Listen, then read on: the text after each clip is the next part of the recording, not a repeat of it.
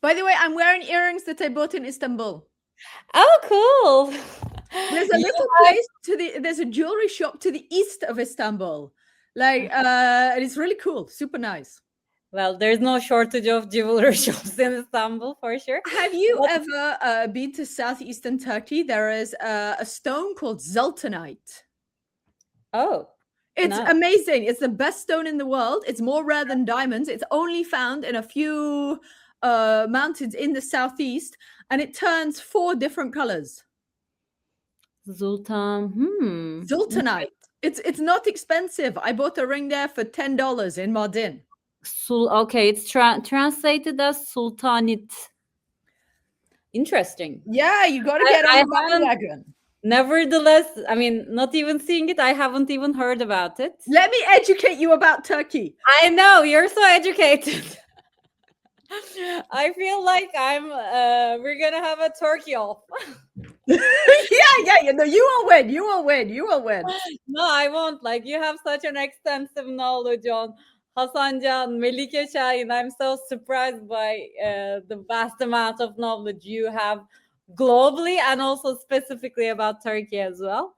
But I'm very lucky that lots of I mean, maybe we can save this for the recording, but I'll tell you the story about how many Turkish people were just unbelievably kind to me and really helped me out. And in every single Turkish town, there were people who were looking after me, who were taking me to interviews. I've got lots of stories about how amazing Turkish people were. And it's only because of that kindness that I'm able to do anything. Like everyone, there are people in Ankara, I had people in Konya. Everyone did a huge amount. It's not just me going into these places. It's Turkish people saying, "Oh, Alice, this is a really cool project. I can help you." That's so wonderful, but you're so wonderful and magnetic yourself. I think your energy contributes to this as well, because when I was watching your videos, I was like, I want to interview this brilliant lady. You are just so inspiring, and I can tell how passionate you are on your subject. You're very kind. I love how you are so energetic whenever you're explaining something. And I've been watching your interviews, and sometimes you explain the same things over and over again in interviews, and you never get tired of it. And it's such an inspirational style. So a big fan of you, truly. And thanks for accepting my invitation again, and also in such a short notice. No, I'm groovy. You're very kind. I told you, my friend told me about your podcast. My Turkish friend said, "Oh, you want to watch this?" Yeah. Oh, cool. Yeah. Awesome. How was Davos for you? Davos. Oh, yeah, that was fun. Snowy, exciting. I enjoyed it. So Alice, can I just briefly introduce you? Yes, go for it. Turkish audience. Today I'm joined by Dr. Alice Evans. I'm so lucky to have her as my guest today. She's currently a visiting associate professor at Stanford, and he's one of the most prolific voices in global sociology. She works on gender divergence, fertility rates, falling fertility rates, and I already recommended your brilliant Substack in my previous video, but I'm going to repeat my recommendation, the great gender divergence. And she is working on this groundbreaking project. She tracks shifting landscape of gender relations across the globe, and also in Turkey as well. From the impact of social media algorithms to historical shifts in labor and culture, Alice provides the empirical backbone to the conversations we often have in the dark, but we had it in my YouTube channel before. And she's today here to help us understand why men and women seem to be moving in the opposite directions in the global perspective, and also in the Turkish context as well. So we're so lucky to have you as a Turkish audience to speak on this today.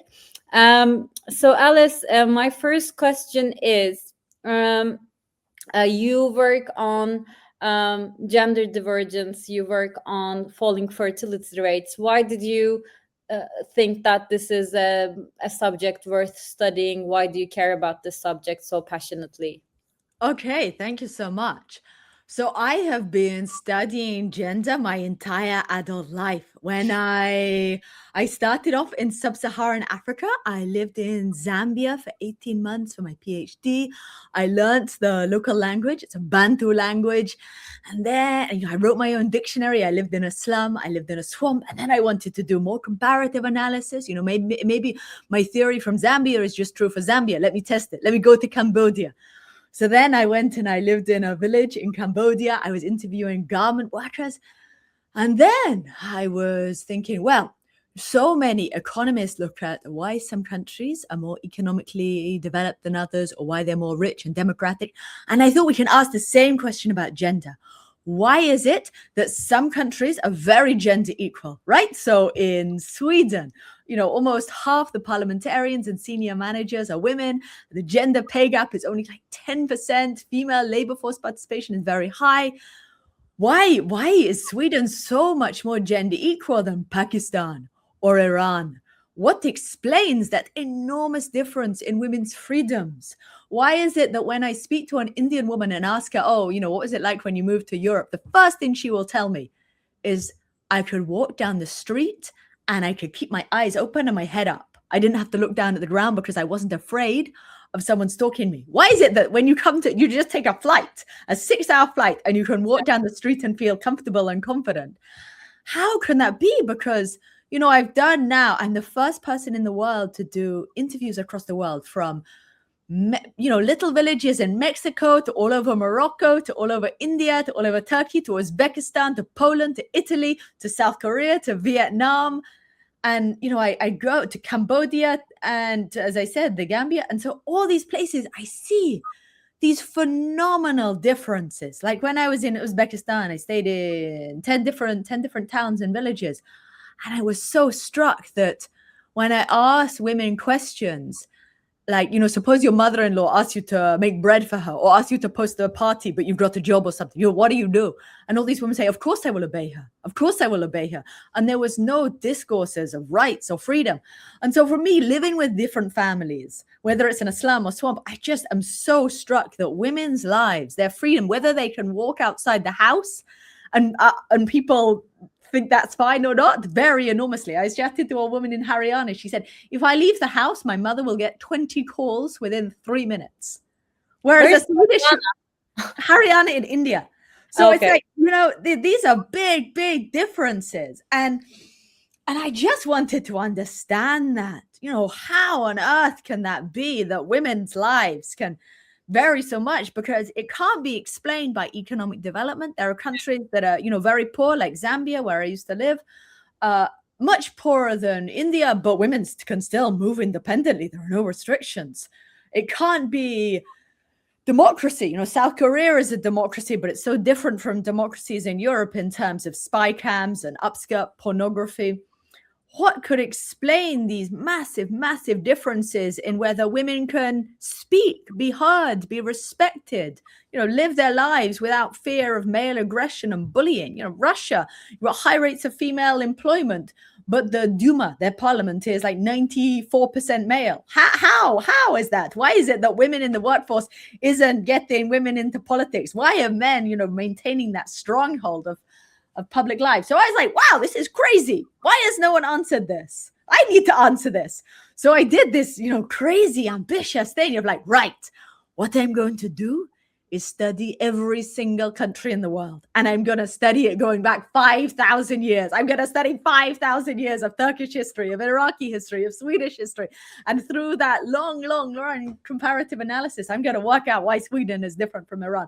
So, of course, at the time when I began this, like 10 years ago, everyone said, no, that's crazy. No way can you do it. And I was like, yeah, I'm going to do it. And I'm going to go to all these places. And I'm going to live with all these people. And I'm going to travel throughout Turkey. I'm going to go to Istanbul. I'm going to go to Konya. I'm going to go to Mardin. I'm going to go to Diyarbakir. I'm going to go to Midyat.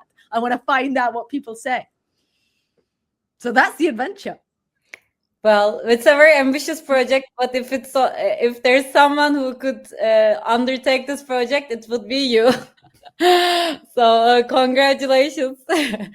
Also, I've been following you up on social media as well, and as well as I followed you, I feel like you have this role with economists as well, like, because there are sometimes when looking at these gender issues, especially, they might come across as reductivist sometimes, or too deterministic, and you're always like, no, there are like cultural differences and they matter a lot. Totally. I think, quantitative, nationally representative data is hugely valuable. So, for example, if we take the case of Turkey, it's really useful to have the statistics, the nationally representative statistics, that with Turkey's economic growth, female employment has risen. So as more women go to tertiary education, Turkish women are more likely to be employed if they've gone to university. And we've now Turkish female employment is at like 36%. So it's useful to know that data. Mm-hmm. But that data doesn't tell us why female employment is so low in Turkey. Turkey has achieved a lot of economic growth, but it's still way below the global average. It's still way below other countries with similar income. So it can't, people might say, oh, it's care constraints. And certainly that's an issue. For example, Turkey has like the double school day in many government schools, that you send your kids in the morning. And then if you're a mother, what do you do in the afternoon? Especially if you're not earning that much money, you can't afford private school fees, you can't afford private care. What do you do? So certainly there are some material constraints, but it doesn't explain why other countries with similar income are much more okay with women in the public sphere. There was this really cool, actually, talking of quantitative side, my favorite paper from last year is by meta researchers, and they analyze 1.4 trillion Facebook connections. All right. It was so cool. And this was really interesting. They look at men's share, or people's share, of female and male friends. Yeah. And here you can really see that Turkey is different from Europe in that men have very, very few female friends. So this is great. It's big data, it's quantitative data, and it's showing that there is a systematic shift, that basically across societies that were conquered by Muslim empires, you have this ideal of gender segregation, that women stay behind four walls and a veil, and men should dominate public life. And in those societies, whether it is Pakistan, Morocco, Egypt, men just don't have female friends. And it's such a good way of understanding why women are also locked out of the labor market. Because if you're not even supposed to make a friend online, then what's going to happen? I'll tell you another story about Facebook. So my friend of mine who is living in Konya, and she tells me that a guy was introduced to her by her family. Like, they were recommending it as a match. So he followed her on Instagram, but he did not message her on Instagram. In fact, he asked a cousin for her number. And that is like, in a Western environment, it would be totally fine to just message someone on Instagram, to slide into their DMs. But if you're in a more conservative family in Konya, that might be seen as disrespectful because of that ideal of gender segregation and maybe not approaching women directly. So instead, he was not being sexist. He was not being patriarchal. He was trying to be polite and respectful. But in a culture where women and men's respectability is contingent upon keeping apart, he asked a friend for the number. So you see this gender. So that's a good example of why it helps to really understand culture and really to understand what's going on, because that can help you to understand the data.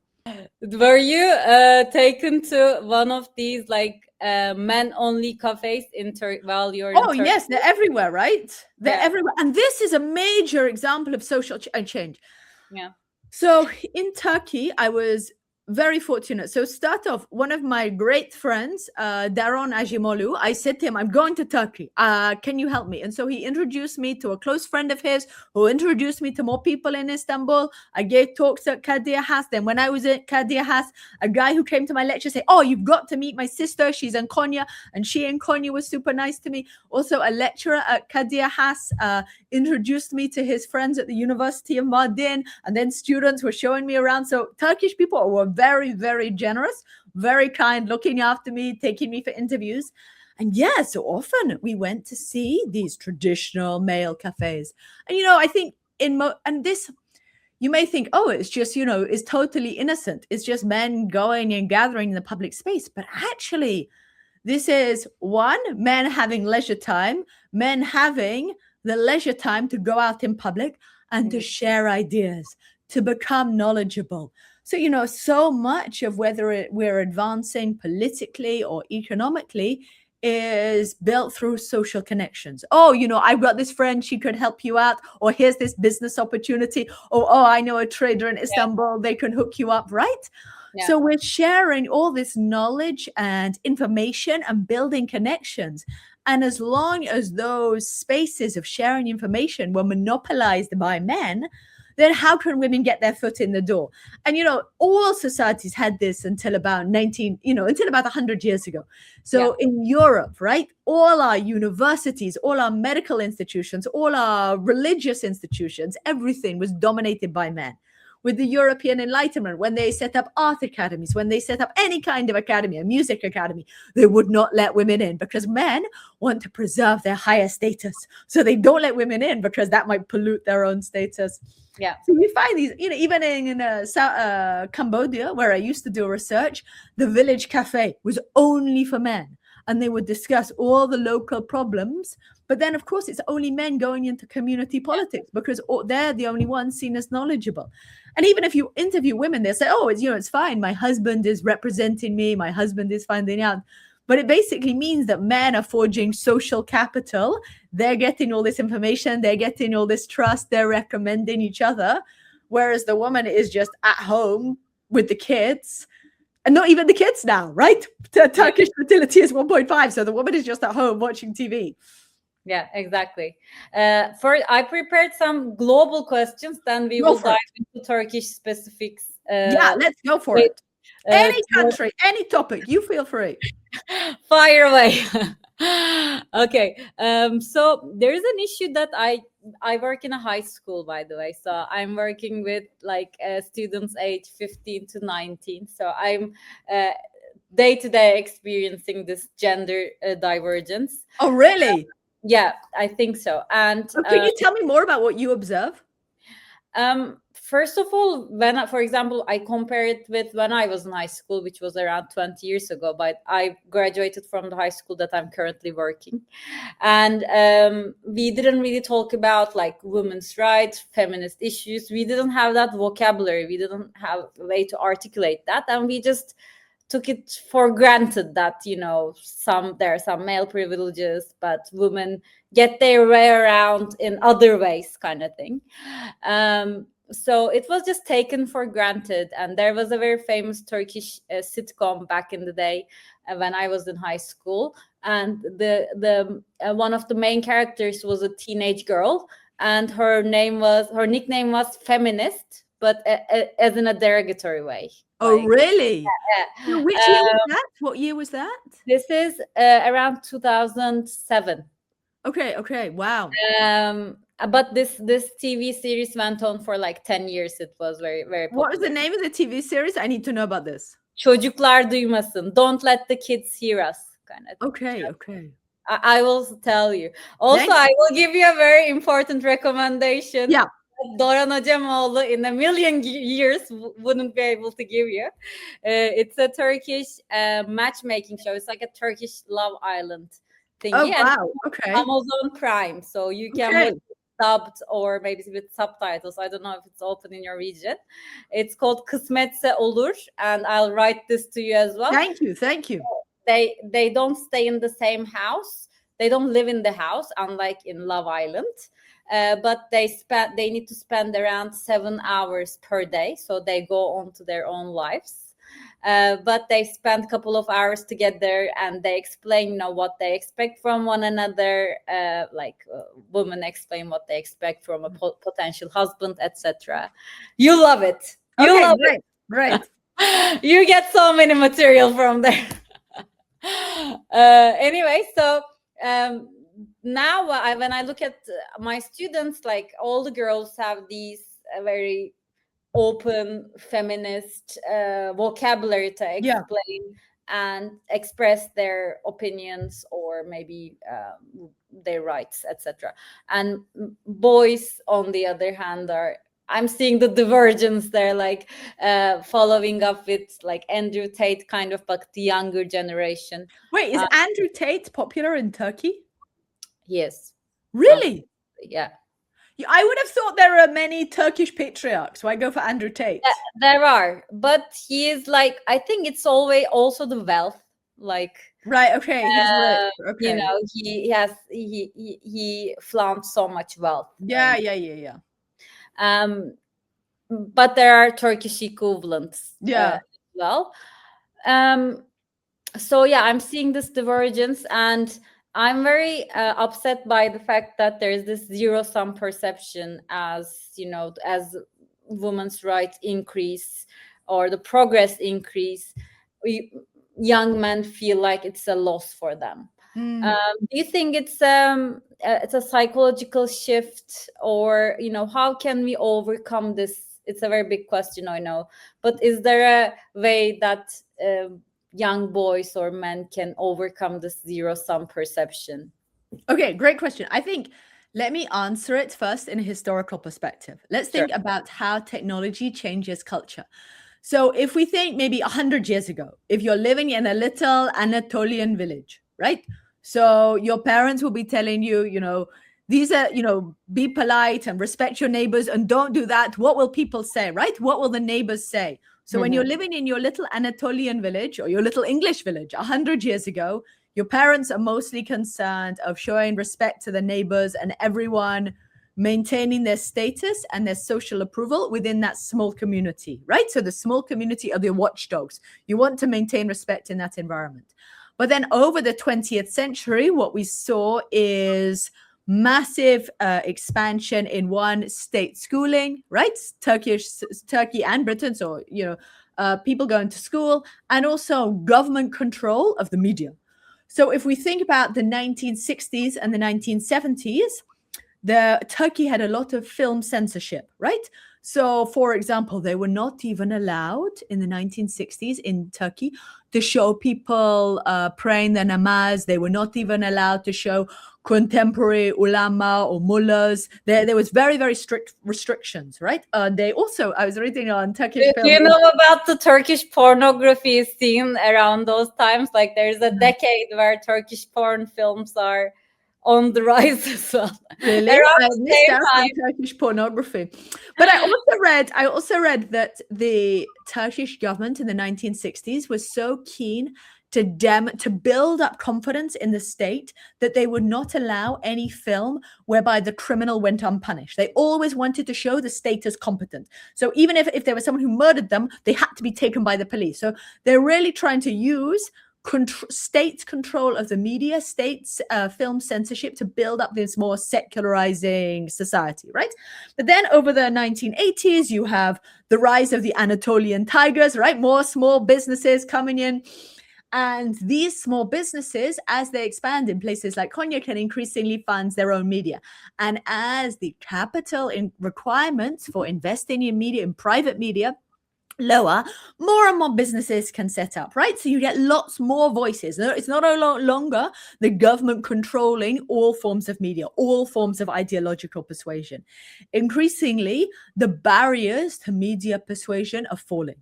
So that even though Turkey remains very authoritarian, with journalists being locked up, with political opponents being locked up, or with university rectors being replaced, right? Even though Turkey is very authoritarian, someone like you can start up their own YouTube channel, right? So anyone can now start up their own YouTube channel and connect to others, because as Turkey sees rising university education, as more people have a smartphone, and women all over the world seem to be following and selecting and curating their own echo chambers with communities that affirm themselves.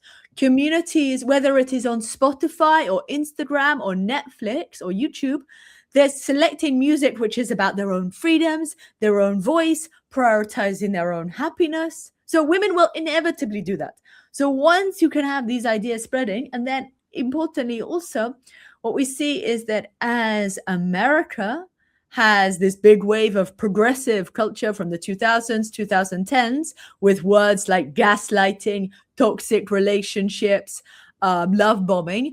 If I look at Google Trend data, that is, if I track what Turkish people are searching for in the internet, I see that after 2021, 2022, suddenly those terms go way up. Yeah. So if you have Turkish women with smartphones and going to universities and living their own lives and being more independent away from their parents, and then you have an American progressive culture that is simultaneously talking about these terms, those Turkish people can learn about these ideas. And it's not necessarily that Turkish women are following Americans, but rather you'll have Turkish people who know about that American culture and they'll be repackaging it for a Turkish audience. And this transmission happens so fast. It's like faster than COVID.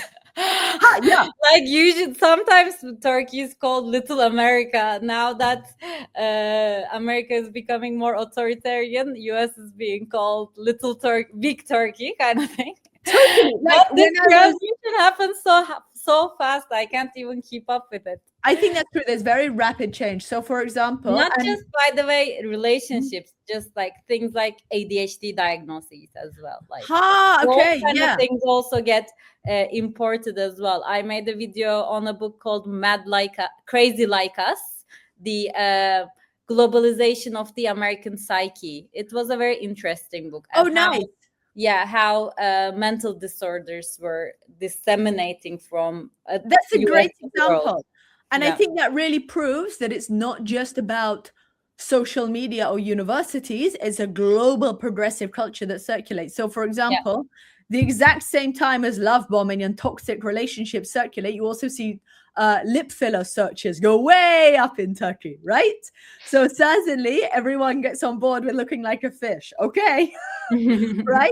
So that's such a good example. So it's not just an inevitable shift towards progressive values.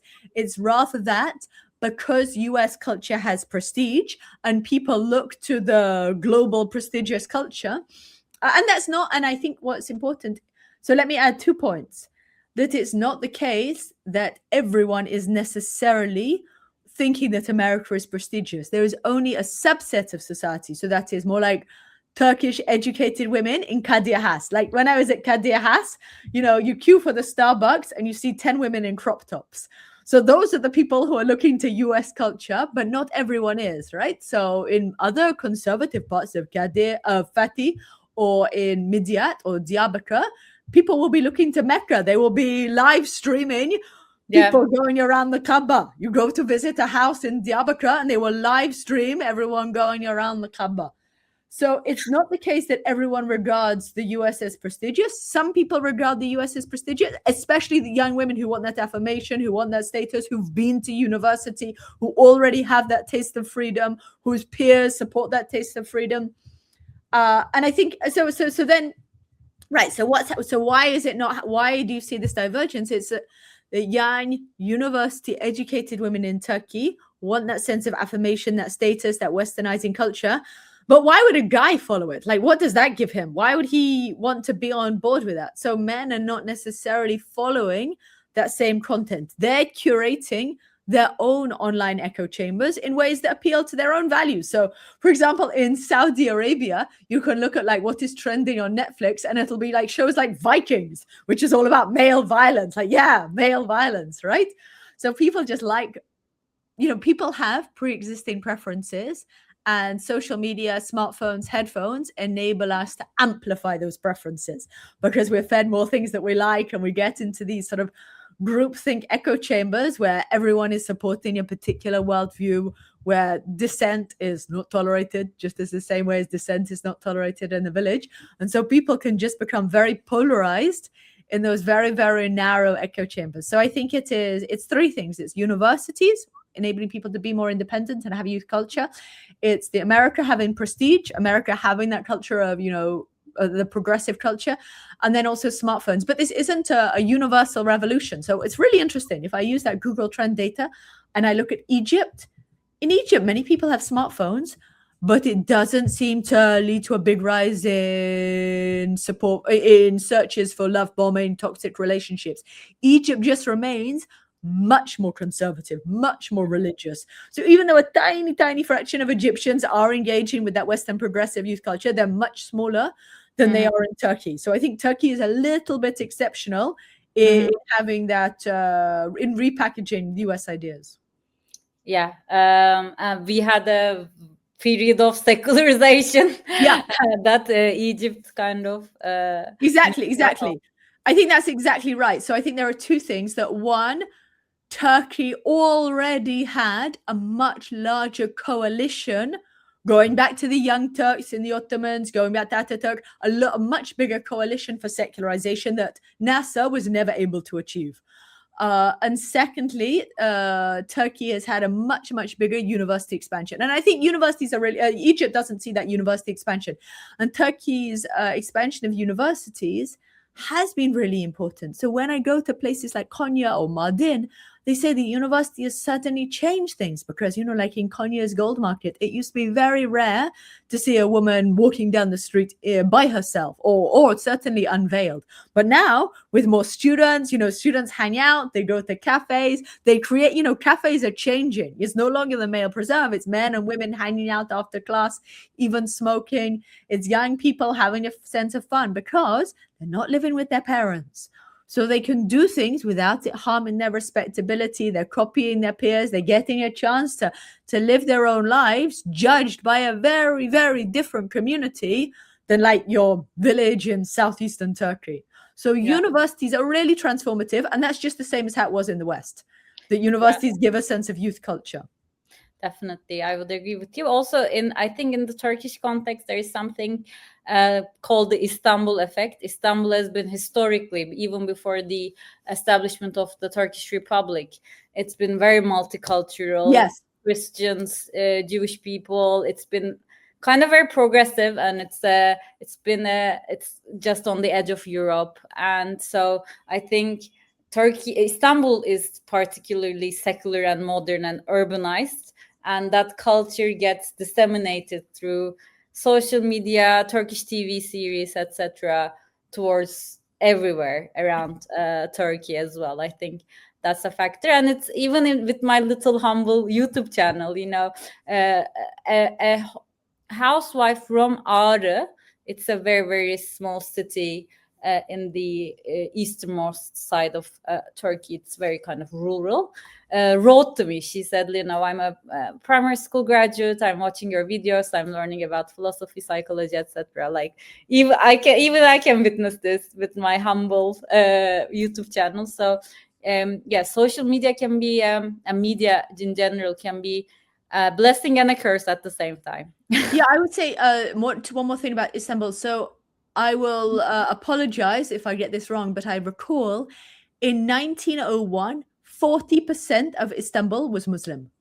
So as you say, like that's a very small percentage Muslim. Yeah. And Muslims have historically, been more religious, more concerned about gender segregation, more concerned about female seclusion. So certainly it was a very multicultural society with more diversity. For example, in the early days of photography, it was Christians and Jews who started taking pictures because many Muslims worried that it was haram to create a representation of humans. So many of these, early arts and difference in culture was embraced by non-Muslim minorities.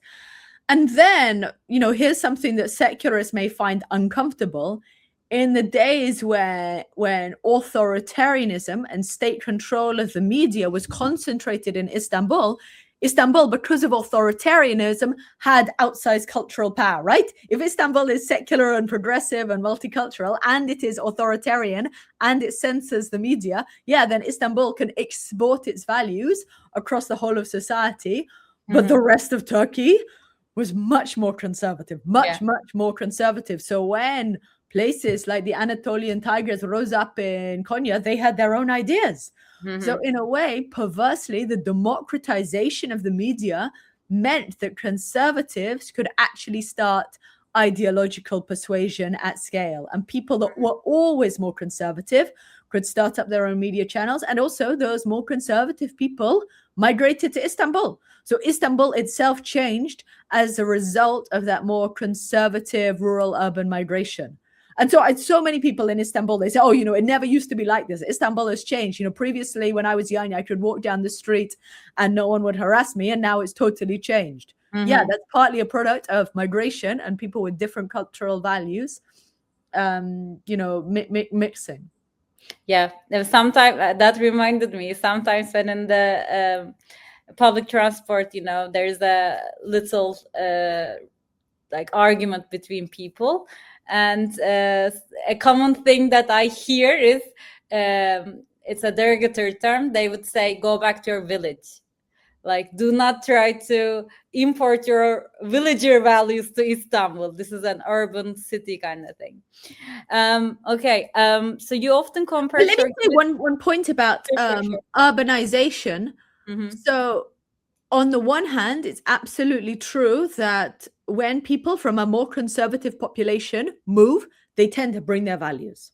Yeah. But I also found it interesting when I was interviewing Kurdish people, but I think migration can also enable more conservative people to liberalize. So, for example, in the southeast of Turkey, you have much higher rates of cousin marriage, right? Most people in Turkey do not marry their cousins, but in southeast Turkey, it is more common. And due to the violence and militarism and instability in southeastern Turkey, many Kurds have migrated to other cities around Turkey. And when they migrate, some of them will adopt more liberalizing ideas. So, for example, in Istanbul, I remember I was chatting to this Kurdish woman, and she said, "Oh, would you like to come to this church with me?" I was like, "Oh, you go to a church?" She was like, "Yeah, I have lots of Christian friends." I was like, "Oh, really?" She was like, "Yeah. I watch Desperate Housewives." So I was like, okay, right? So, that was already, and I thought, wow, you meet a young Kurdish woman in Istanbul, she takes you to her favorite church and tells you about Desperate Housewives. I thought, wow, okay. Yeah. So not saying that kind of cultural liberalization is inevitable. It certainly is not inevitable. Some religious parents will come to Istanbul, and they will, if they are already very religious, if they are already concerned to preserve the faith and make sure their children go to Jannah, then they may send them to the Imam Hatib schools, which of course the government has expanded. They may send them to after-school madrasas. In Fatih, there is a sect where the women cover their noses. So some people will come to Istanbul and they. Sorry, it's called Ismaila. Yeah. The name of the sect. Right. I found that very interesting, right? In Fatih, you have Kadir Has and you have that sect. I thought, okay, Istanbul is one of the most diverse places in the world. So we cannot say that just moving to Istanbul will make you more liberal. Certainly not. You will still see very conservative sects.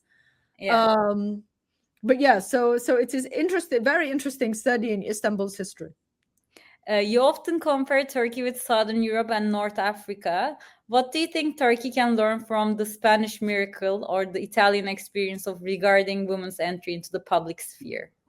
Oh, that is a great example. Spain is so interesting, right? So Spain under Franco was authoritarian, and the bishops were often legitimizing Franco's authoritarianism.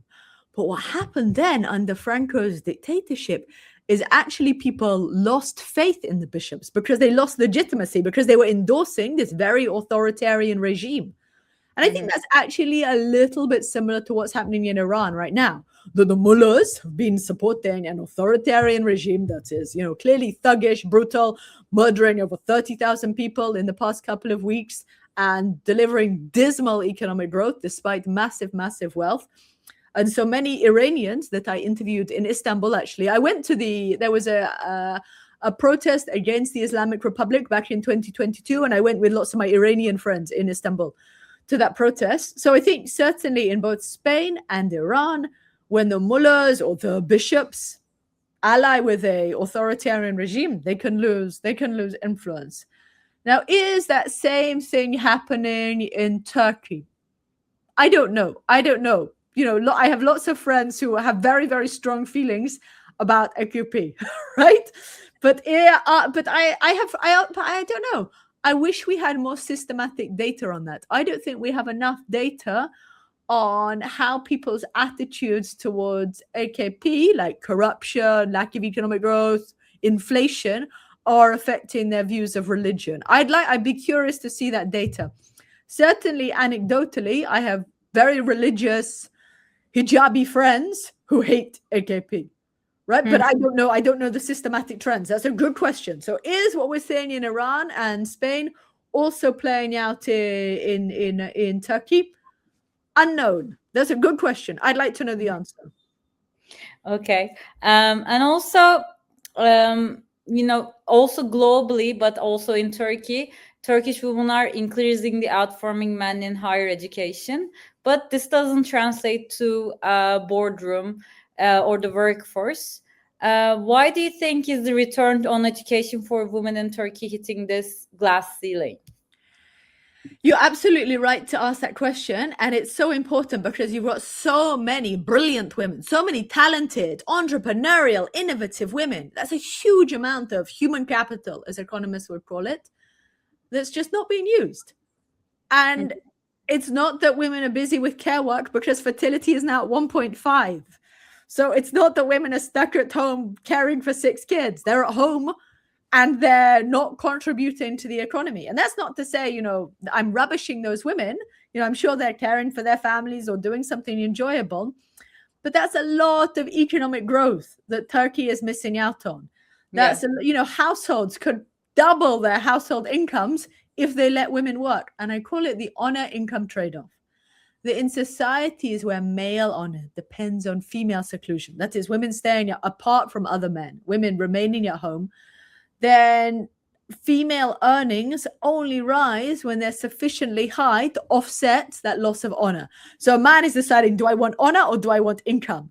And in Madin, Midyat especially, he'd be like, no, what I really want is honor in my community. So I prefer my wife not to go to work. And she herself may be told that the most virtuous, the most respectable, the good woman, the good daughter-in-law, she stays at home. I have a friend who was married, and then as soon as she was in that marriage, they said, no, you're not even allowed to go to a cafe. You're not even allowed. This is a Turkish friend, again in Konya, not even allowed to go to a cafe. Instead, she has to spend every single day visiting the mother-in-law. Every single day visiting the mother-in-law, being with the mother-in-law. Sounds like a nightmare scenario. Yeah, and every single day being with the mother-in-law and her friends while they educate her how to be a daughter-in-law. And you go and visit, and they have a beautiful spread, beautiful selection of cakes.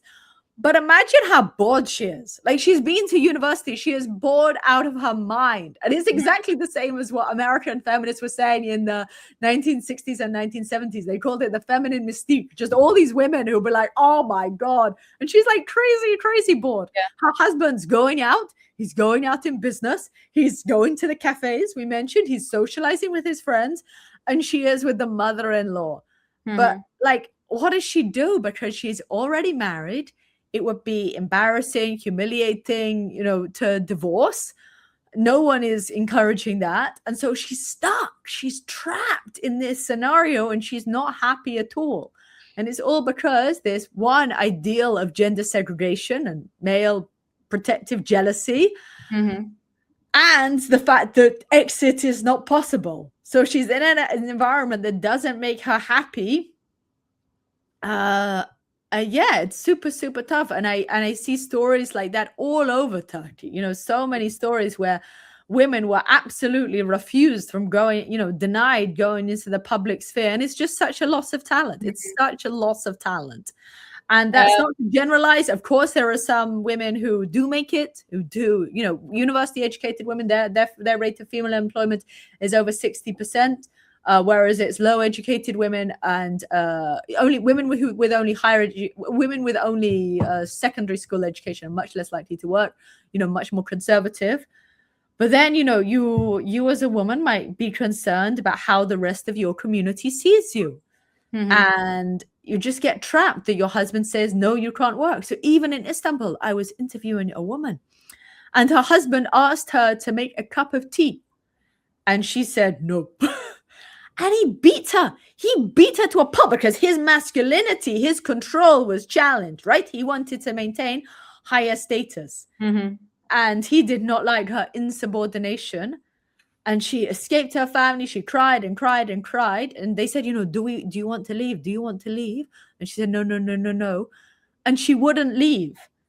And so even though she was beaten badly for refusing to make a cup of tea, she went back to that family. So that is an example of how many women find it difficult to contest their marriages. Very difficult to change. So if a man does not want his wife to work, then she may stay with him, for the sake of the children, wanting to give the children the best, because she thinks that's more respectable, because she worries about economically how she would not manage otherwise. So men can have their preference for sexual control of women and have their preference that I am the breadwinner, I provide everything. And she goes along with it out of respectability because she has fewer networks. And so then we have this total loss of female talent that could otherwise turbocharge Turkey's growth. Definitely. Also, I was just thinking as I was just listening to you, this wasn't a question that I wrote, but like Turkish Islam, Egyptian Islam, like they're all so different in their own way. It's so localized. Like, for example, I have a couple friends who are religious. They're a couple, but their parents are even more religious than they are. But they lived together in Istanbul because they had to work here. And it was kind of, it wasn't something that they would desire to do, but the material conditions kind of forced them to have that sin. And they kind of stopped caring about that after a while. It became normalized. So I'm gonna agree with the economics on this topic because sometimes the material conditions really do even shape the way you interpret societal norms or sometimes even religious norms.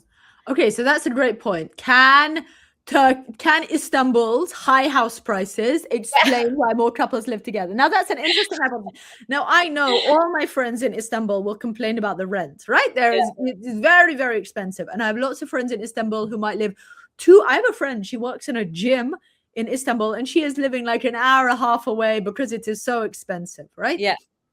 But I do not know if that is a full explanation, because many cities all over the world have very high house prices. London, very high house prices, but you will not find a Pakistani couple living together unmarried in London. Like, I think that would be exceptional. I think that would be highly unlikely. If you have a Pakistani family and their parent, British Pakistani, second generation, and their parents know about it, I think that would be very unlikely. I think more likely is that Istanbul is secularizing. It has become increasingly normal for many couples to live together, and people will hear about that. They'll see that as much more acceptable. Whereas here in London, if religious Pakistanis come to London, they're often very concerned to preserve the faith, to make sure the children follow the righteous path. So they send them to after-school madrasas to memorize the Quran, and it would be a big problem for them to live together. I cannot even imagine that. I cannot imagine going to a British imam. Oh yeah, hi, can we have our nikah? We've already been living together. I would not. That's why I said the Turkish interpretation of Islam is different. 100%. And you're right to say that diversity. You can correct me. I saw a video on YouTube of someone was photographing a street in Istanbul during Ramadan, and it was showing people eating or like going to cafes during Ramadan in Istanbul. Is that true? Yes, it happens very often. Because you would not see that among British Muslim communities. You would not see that. It would be a huge problem. A huge problem. I think Istanbul is its own special case, but in Konya maybe it might be more unorthodox. But in Istanbul, everyone's eating during Ramadan. Really, nowadays? Okay, tell me, when did that start in Istanbul? That people might go to a cafe during Ramadan? Like ever since I've lived here. I've been living here for 35 years. Really? And people would eat in public, and that's no problem? Yes, it's come next month. I'll show you. Wow, I'm gonna send you videos. I visited Istanbul, and it was not Ramadan at the time.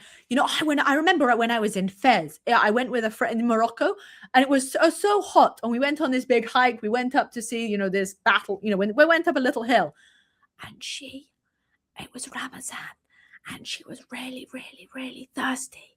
and she hid behind a wall, and she had a little thing of water, and she was like, okay, I hope no one finds out. That was a big problem. In Aceh, I was in Indonesia, where they have Sharia law.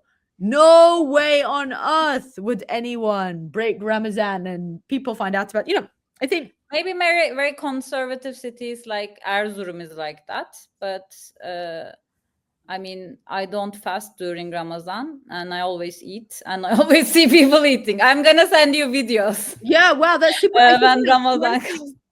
You're going to be shocked. Maybe I should correct what I was saying earlier. So, Istanbul was always more multicultural. Yeah.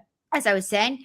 And also, if you now have a Turkish majority community, parents may be less concerned about liberal temptation. So a big issue. So if I just give the British Muslim comparison with Istanbul, if Pakistanis come to Britain, they may be very, very concerned about this sea of fitna, right? There is fitna everywhere. Fitna. They'll say, oh, a woman is walking around naked, whereas they mean like me, right? Me being regarded as naked because I'm not veiled. And so if you're a parent who sees all those liberal temptations, you may think, right, I need to protect my child. Yeah. I need to make sure they follow the righteous path. So I send them to the madrasas. And so that really pumps up the religiosity in a way that in Istanbul, people can just be more relaxed because they don't see that threat. Okay, my final question, Alice, because we are kind of running. Oh, I apologize. I'm so sorry. I could talk to you for hours. But the recording I have so you mentioned in all of your work and also in your brilliant Substack that how social media is drifting two genders apart. Do you see a way out of this? What's your future projection, and can we get out of this trap? I think the issue is that as technology becomes more hyper engaging, then we all get these like excitement. Oh, notification. And it's more curated to me. So as we see AI, then the apps will become even better. They'll become like, you can have an AI chatbot friend. You'll have all these exciting content, these videos, these stories that are all curated for you. And then that means that might actually outcompete real world connections. Yeah. So you are very kind and you say, oh, Alice is fun to chat to. But maybe in the future, AI will become so good that people would rather watch some AI bot than talk to me in real life, and I'll have no friends, right? Because AI will be even better. AI will be even You'll always have me. Thank you. So if AI is even better, then people might socialize less. And I think that socializing is so important because if kids go to school, if they make friends, if they listen and learn from each other, like you said, oh, what can Turkey learn from Spain? When I was in Spain, in Catalonia doing interviews, a young man was saying that, it was from his female friends that he learned what was really important for women. So, for example, when there was a big football match, the women said, oh, I don't like it. It's so aggressive. Everyone is shouting. Or they don't like it when a man propositioned them and then called them a puta, which means whore, prostitutes, for saying no. So he learned to be more sensitive because he cared about his female friends and he was listening to their views. So I think what's really important is, number one, schools to ban smartphones for, kids to socialize in schools. I agree. To spend time with each other, to have those female friends, whether it's, going to the cafe. Cafes are great. If young men, women go to the cafes, as I saw in Mardin, as I saw in Midyat, as I saw in Ankara, that's great because we learn about other people. We come to empathize with their struggles. We build social solidarity. So I'm all for banning phones and hanging out in cafes. Awesome. Thank you so much, Alice. It was a true pleasure. Thank you. I'm very much I will bombard you with kısmetse olur and all kind of Turkish. Oh yes, I need to watch Turkish Love Island. Yeah, you should. You're already missing out. Like, start today because there are 70 episodes. Okay. Well, that's my weekend sorted. I will also send you TikToks of that reminded me the Ramazan talk. There are some Muslim people, tourists coming from Muslim countries like Yeni, Pakistan, etc. and they are kind of criticizing the religiosity level of Istanbul people. Yeah, like I bet. there's a TikTok trend, like I can't believe people are eating kind of thing. Yeah, me too. I am shocked. Yeah, I will send you that video. Okay, thank you so much. Thank you. It was a true pleasure to have you and speak to you. And you have a friend here. If you ever come to Istanbul, please let me know. I would love to meet you in person. Oh, yes, as well. And take care. And I appreciate so much. I'm so grateful that you spent your hour with me here. Take care.